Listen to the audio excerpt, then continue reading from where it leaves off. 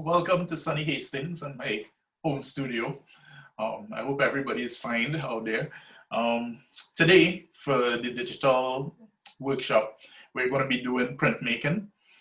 Printmaking is a lovely process. Anybody that's ever been involved in it would actually tell you that. It's also a messy process, which is why I'm wearing this, because I'm all thumbs and very messy when I do this. So that's the first precursor, to have something like this to wipe up any mess that you need, or something like this on your sleeve to basically wipe it on your sleeve.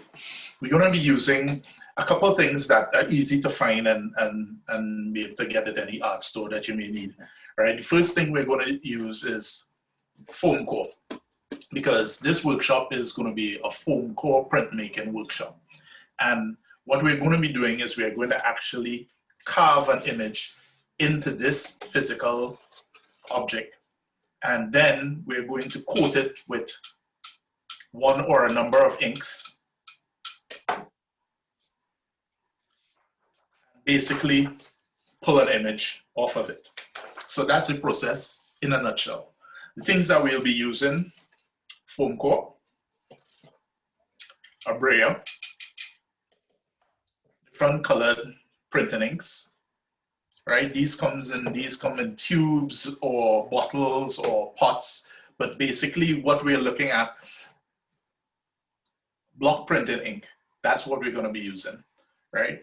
Block printing inks are really sticky inks, which means that once you run them down, they basically stick to the surface of anything that touches them. That's it in a nutshell. Any colors. My choice would be one dark color and then a choice of bright colors. Right? So what we're going to look at is creating a background. We're also going to do a little drawing to create our images. And you could choose to make a complex drawing, or you could choose to do a simple drawing, or you could choose to do a doodle. It's up to you, right? So I think that's it, other than the other tools that we need. I have a whole bunch of things here, right? Pen, chopstick, pencil, back of an old paintbrush. These are the tools that we would use to actually carve into the foam core. The foam core is soft enough to be able to take carving from one of these methods. So it's a choice. These are things that you have around your house. My choice today will be using a ballpoint pen. The reason for that is when I cut into the foam core, it gives me a sort of flared edge. So the image looks as though I was actually painting on tissue paper. And I kind of like that texture. But you may want something that's cleaner. So you may want to use the edge of a rounded chopstick or a really dull pencil. And I say a dull pencil because if we use a sharp pencil, the point is going to break as soon as you start in there, and it's going to be useless. All right. So the first thing we're going to do is we're going to get on with making a design on the actual foam core. Like I said, you could basically draw anything you want, or you could doodle, right? It's up to you. What I'm going to do is a little sound system inspired drawing, because as you know, Carnival was, I think, last week. Well, virtually. So as a little homage, that's what I'm going to do. All right.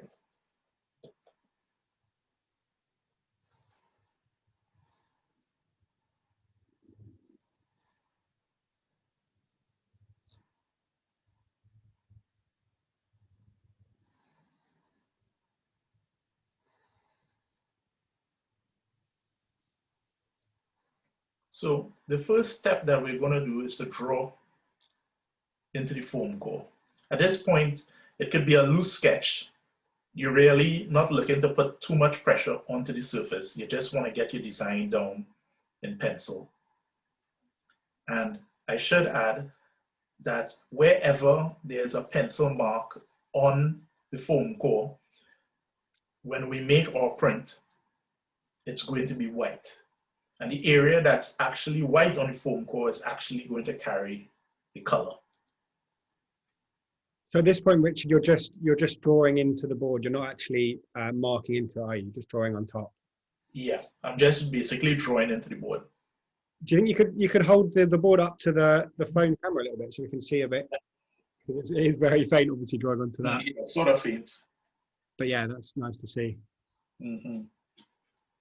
Actually, what I'll do is, I think I'll switch to a ballpoint pen, which you might be able to see much better. I think, yeah. So would you recommend using a pencil, obviously, because then you can sort of... Yeah. So I usually start with a pencil because it just skips across the foam core much easier. And the pen is actually the second process, because then you go back over all the lines that you've actually created before, but with more pressure to carve into the surface. So I'm kind of going to do 2 more steps here to be able to get this first design done.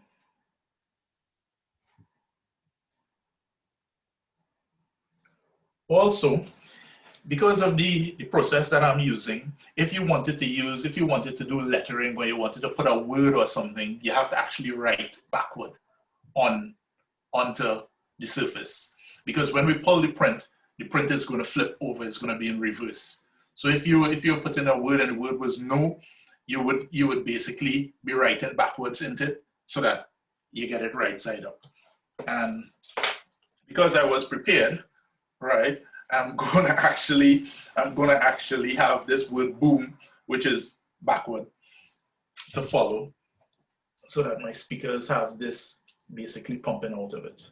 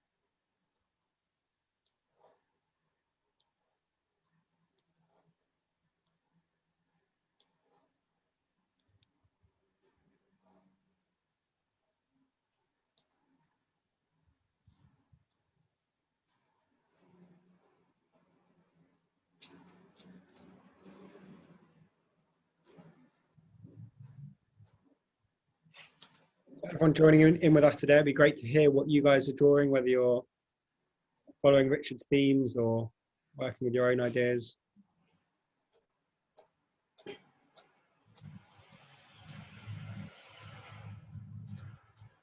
We just had a question, Richard, asking how do you write backwards? Well, couple ways. You could do it on tracing paper and then flip tracing paper over. I've been doing it so long when I do my lino techniques that I've actually gotten used to writing backwards. And I actually do a mirror technique as well with my hand, where I have a pen in the left hand and a pen in the right hand, and I actually go like that. There are different ways to do it, but the easiest way is to put it on a piece of tracing paper and just flip it over. Okay.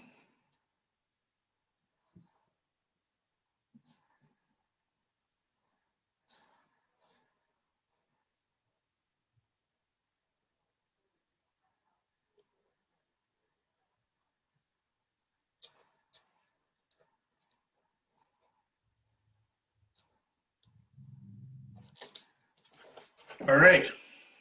So basically, this is my drawing. All right. This is what we're sort of looking at. All right. I don't know if you get to see that. Yeah. Much clearer on the top camera. So that's, yeah. Right. Okay. So basically, this is your drawing. So at this stage, you would have done this in pencil. Now, what we're going to do is we're going to take a ballpoint pen and we're actually going to go back over all of these lines, but we're going to apply some pressure so that we actually create grooves into the foam core. All right. And that's what we're going to do now.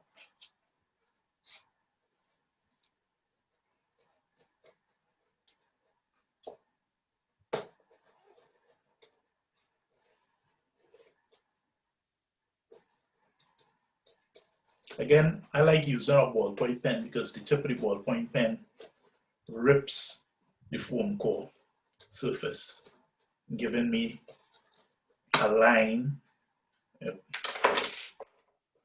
giving me a line that's a little wavery with some texture. Texture is good.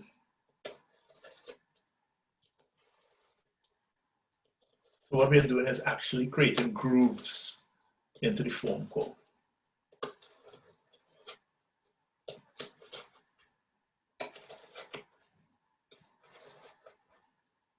Possible to press too hard, Richard? Eh? Possible to press too hard and kind of rip it? Yeah, well, it depends on the type of line that you want. I actually like getting the surface to have that rip, because I like the texture that I get with the line. The other way, of course, is to run over it lightly, but I don't think you get as strong an indentation, and it makes a weaker print, in my estimation.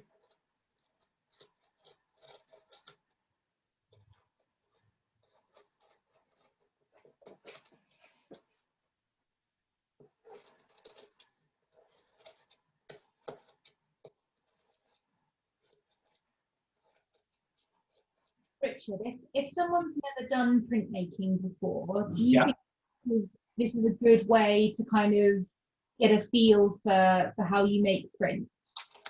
Yeah, it is. It really, I mean, the tools and the things that you need are fairly simple to come by. And it's not a labor-intensive thing at all, but it gives you a sense of how printmaking works. You know?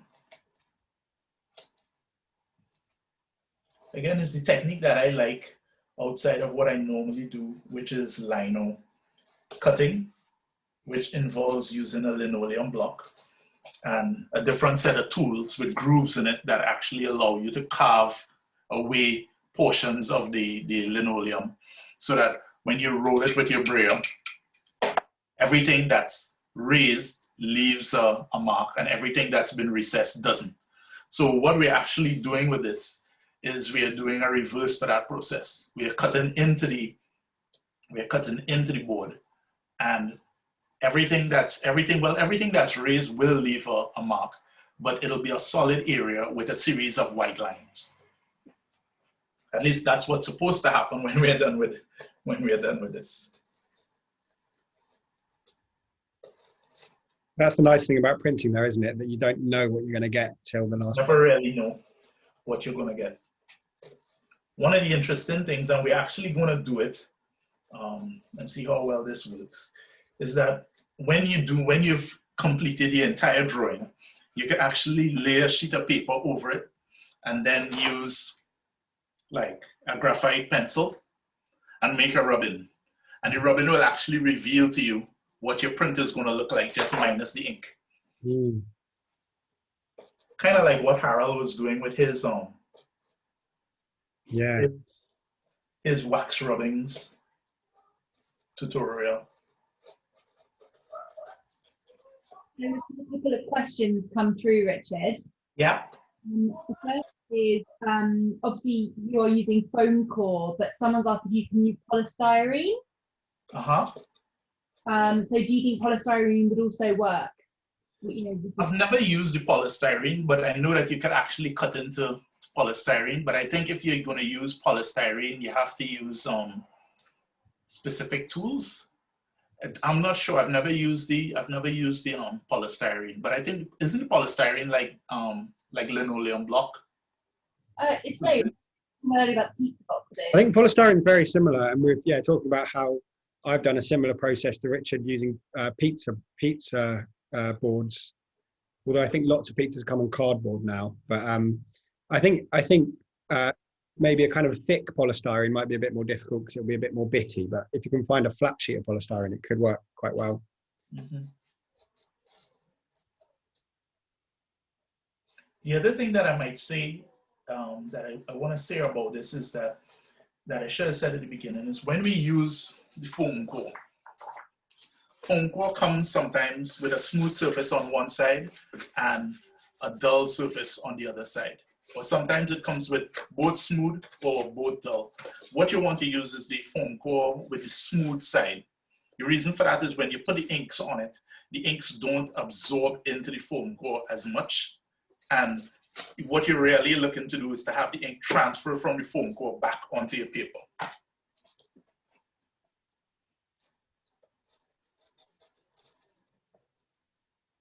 We've had a question about whether you need printing inks. Similar with acrylic paint? Or? You could use acrylic paint. The problem with acrylic paint is that acrylic paint dries quickly. So if you roll it out, it tends to get over your brayer. So this is actually a brayer that I use with during painting with my acrylic paints. I use it for large washes of areas, right?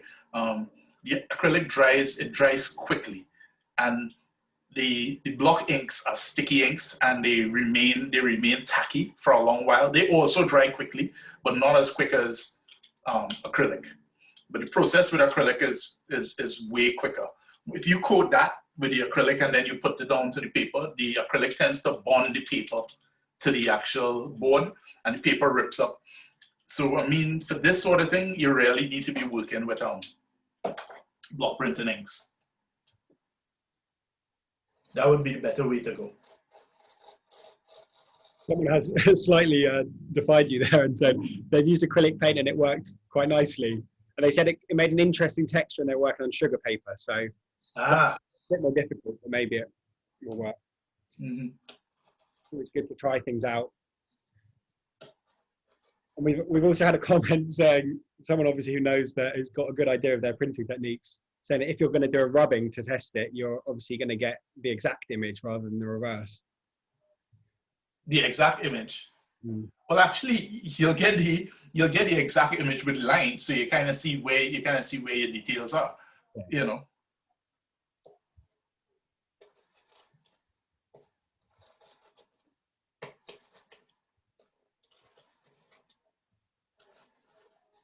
I sort of do it just to check sometimes if I've missed something on the design. Yeah. I mean, it's not a prerequisite. One of the things I like about printmaking is you never know what you're going to get, just as you said.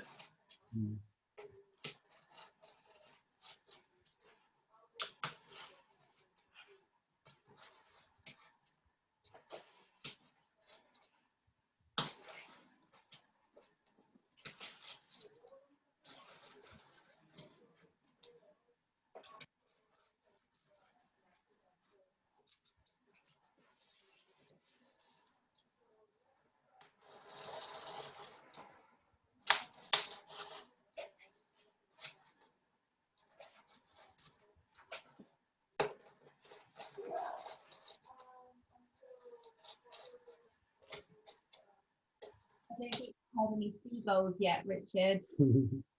Hey? I don't think you've heard any seagulls yet. You said we might hear some. It looks like it's a silent seagull day.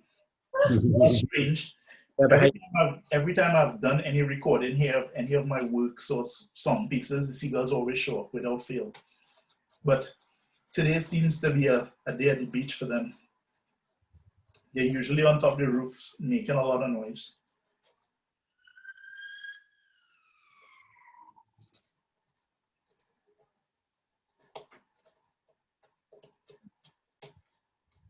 We've had another tip saying that if you're using acrylic ink, sometimes a drop of washing up liquid can loosen it. Some squeezy.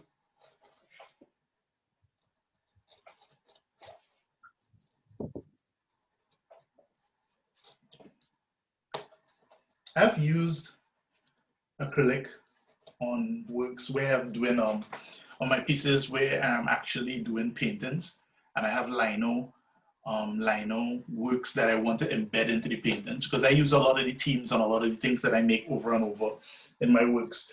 And I keep all my Lino blocks and basically roll it up quickly with some acrylic and dab it into the painting.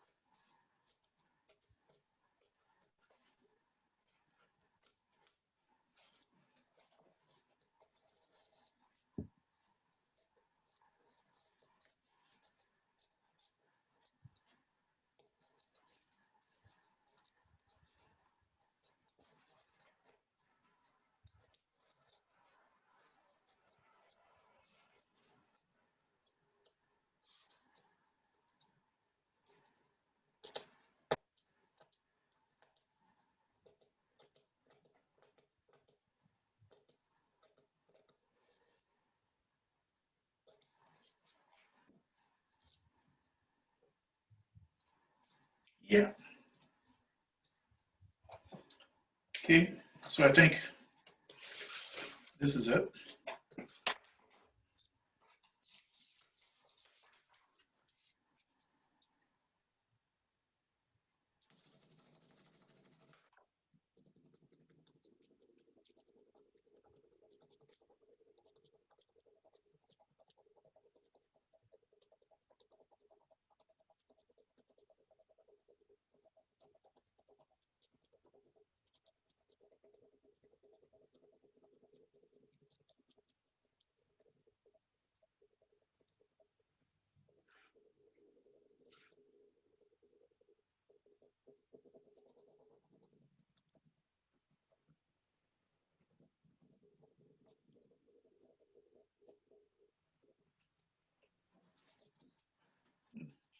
So now, at least with this rubbing, I get a sense of what I'm gonna get. And if I wanna go back inside of there and create any other details, and make anything a little bit more prominent. But I think I'm okay with this 1 or 2 times, but yeah, I think I'm okay with this. It looks really nice just as a rubbing anyway. Mm-hmm. Again, it's that printmaking thing. We just love making impressions, you know? It's all about impressions. Yes.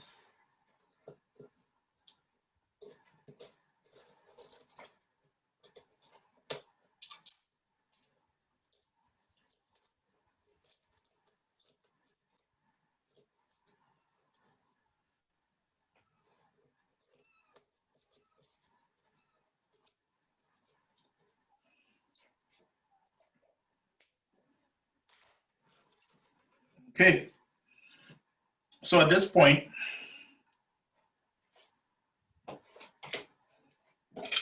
I am going to make this print using some glue.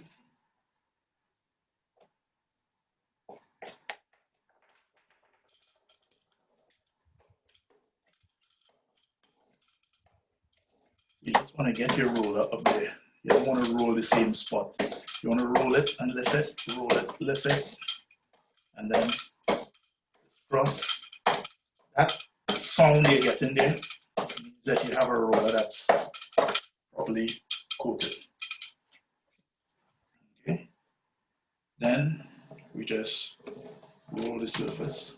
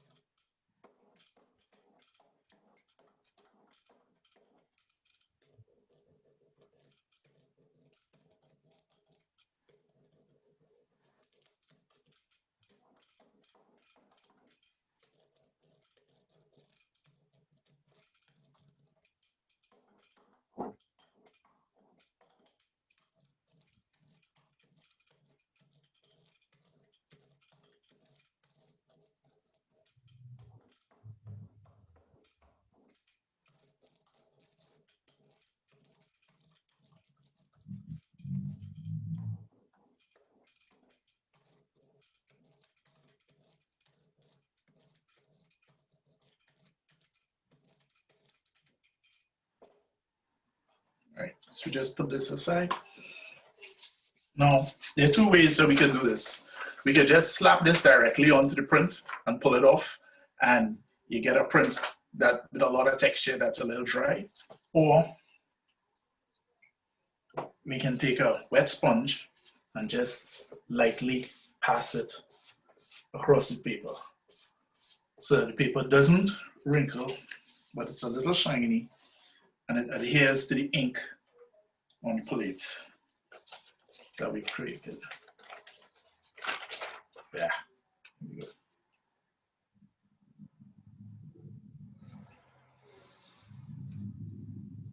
Then use the back of your hand to burnish it, or you could use another brayer to basically rub it.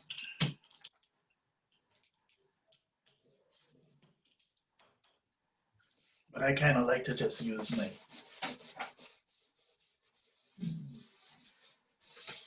basically give it a hard but gentle rub. Right, and when we pull this up, we should have our print.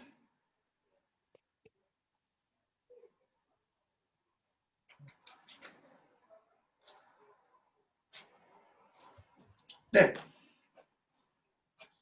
Amazing. Wow. Correct. I see what you're saying about the textured lines. You can really see them much more clearly. Mm-hmm. You know, but it's just a simple print. Again, I like using the ballpoint pen because if you look at the lines closely, see it looks as though the paper has been torn.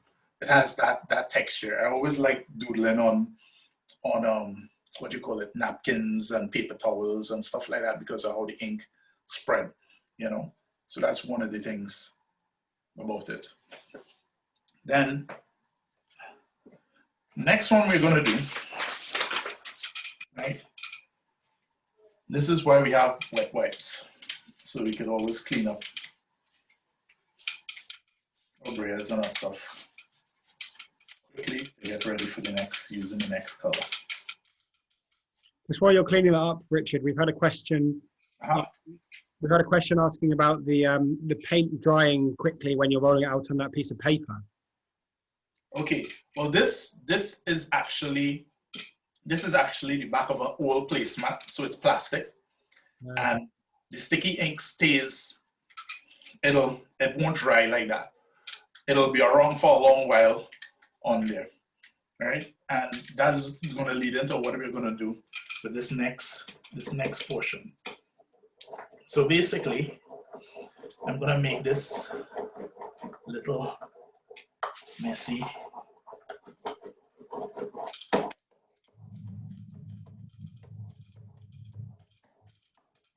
thingy here. Again, take some wet wipes, put it on my finger.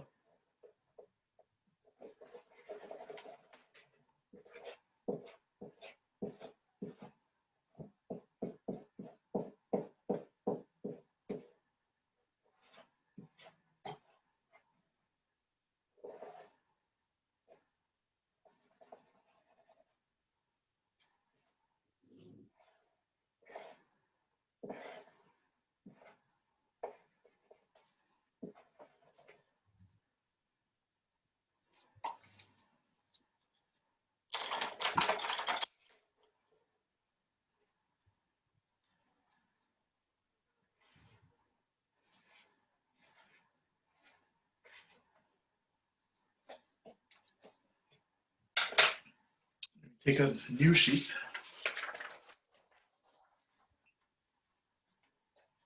Place it directly onto the plate.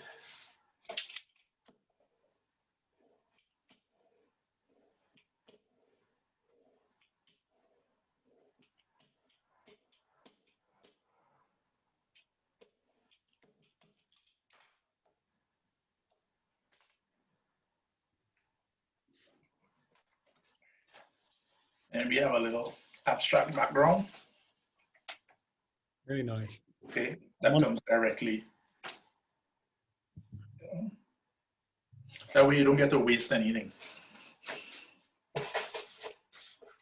Great, so we have that at this point. So we have this print that we pulled, and then we have this abstract background, right?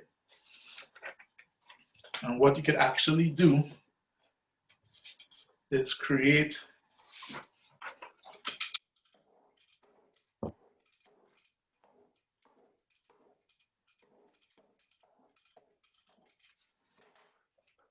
the background. So what we're going to do is we're going to use this to create a background for our next print.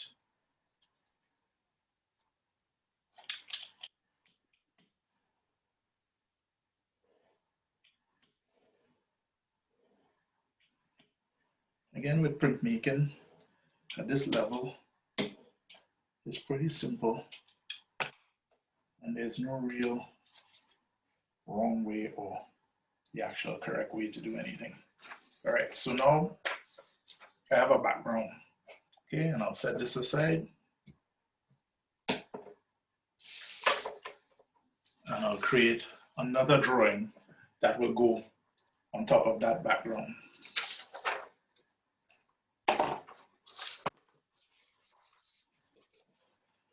Okay. With me so far? You're drawing onto a new bit of foam board now, yeah? Yeah, so I'm onto a new board, all right? What I'm gonna do is I'm gonna make a print that's gonna be more in the middle of this actual surface, and I'm gonna use a dark color, and then we're gonna pull that background print off of it so it'll stand up against it. All right, so I'm just gonna make something just random. So I'm gonna use a rounded pencil, a dull pencil, and get some light grooves and just basically make some textures.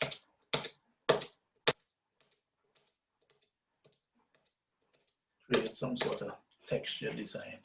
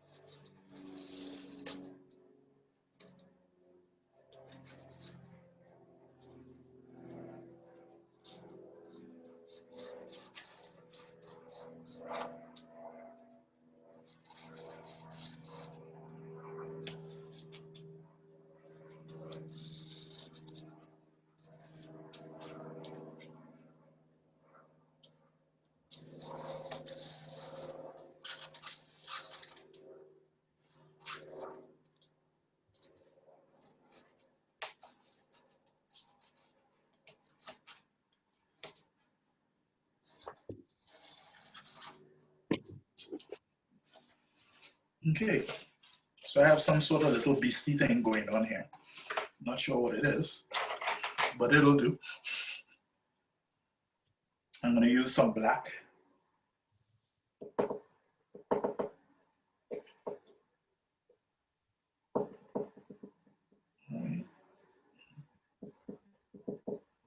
Black out there.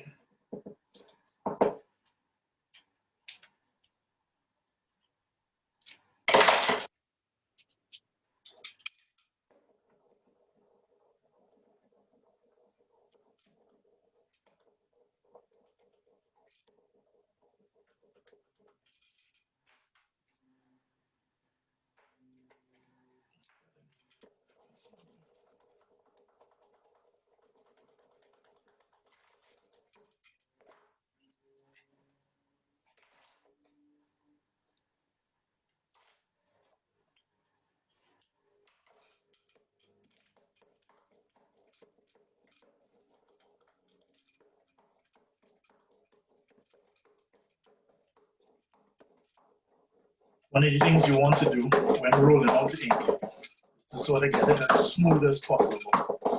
Because what you don't want to do is to actually roll globs of ink into the print, because then it'll just block up the actual image. And it's one of the reasons I'm using the small brayer instead of the big fat one, because it allows me to be able to just deal with these areas.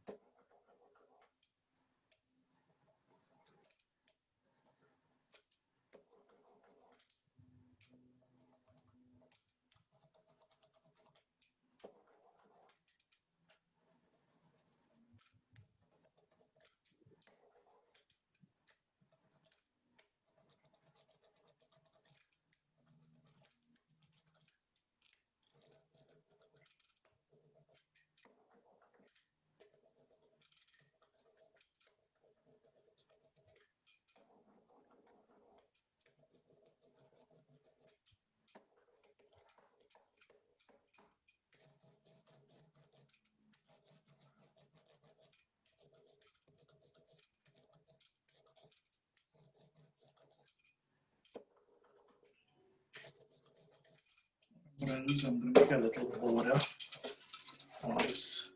So just put a little.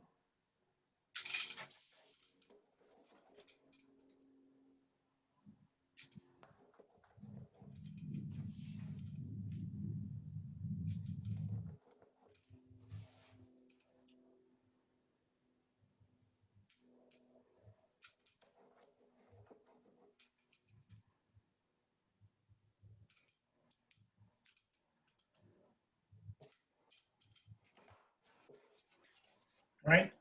So that's my little, I don't know, bug thing. I don't know, whatever it is. All right, but so we have our background. Then we basically put the background down.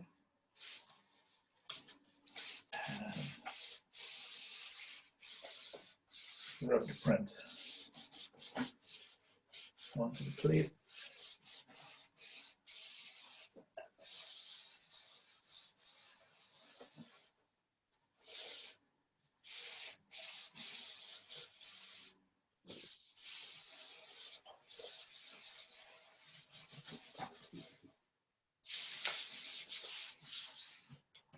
Okay, and now for the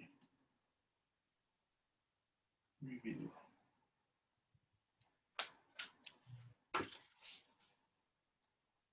And this is our print. It's really nice. Sort of tie-dye looking kind of thing. Make some t-shirts.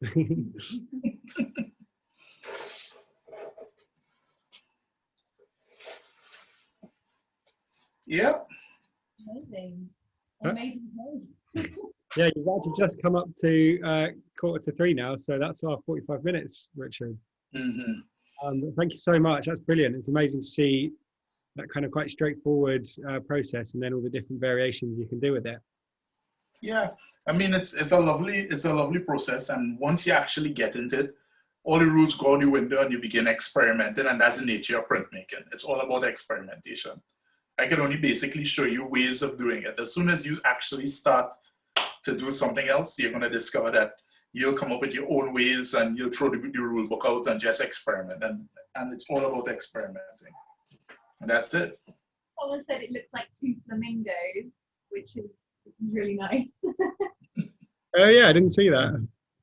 See the flamingos there, Richard? Well, hey, if you say so. That's the other thing, that there could be so many. Actually, yes, there is. Yeah. With their wings coming down. Yeah. Really nice. Well, thank you so much, Richard. That's been an amazing session. We hope everyone at home's enjoyed it. Thank you. It was my pleasure. So yeah, thanks again, Richard. And as always, like I said at the start, we'd really like to see your work. So please do upload those to the Dropbox that we'll share the link to after the session. Next week, we've got Dryden Goodwin doing a drawing workshop. So that should be really exciting. Just a reminder to fill out that survey that will be sent to you for anyone joining us in units. That'd be really helpful from any of the occupational therapists or support workers there. That'd be really helpful to us.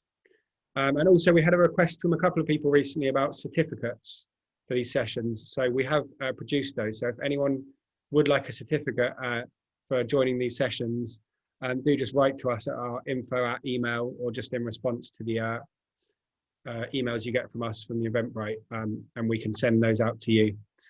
But that's all for this week. Thanks again, Richard. And we'll see anyone who's joining us next week again next week. Thanks, everyone. Thank you. Bye. Bye. Bye.